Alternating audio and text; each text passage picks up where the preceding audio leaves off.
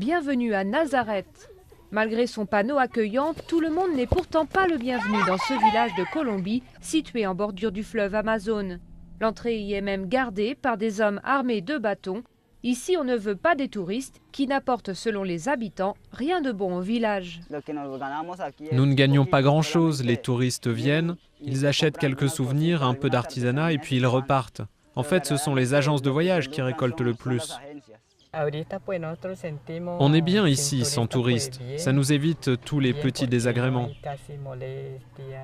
Les désagréments, ce sont les appareils photo indiscrets ou les déchets rejetés en pleine nature. Mais les indigènes se plaignent aussi de la curiosité trop grande des étrangers qui veulent tout savoir sur leurs rites sacrés. Parfois, ils viennent interroger les habitants du village sur leur savoir traditionnel et les médicaments qu'on utilise. Et ça, on n'est pas d'accord. Contrairement à Nazareth, la majorité des villages indigènes de la région accueillent les touristes à bras ouverts, comme à Puerto Nariño, où les voyageurs doivent tout de même passer par les agences de voyage du village exclusivement.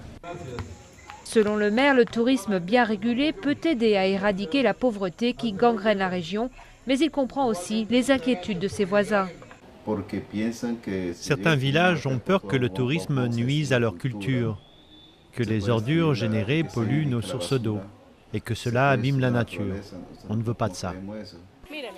En 8 ans, le nombre de touristes a explosé en Colombie. L'an dernier, 35 000 visiteurs se sont rendus sur les bords de l'Amazone. Face à l'afflux de ces voyageurs aux poches remplies de dollars, reste à voir combien de temps Nazareth résistera à la tentation.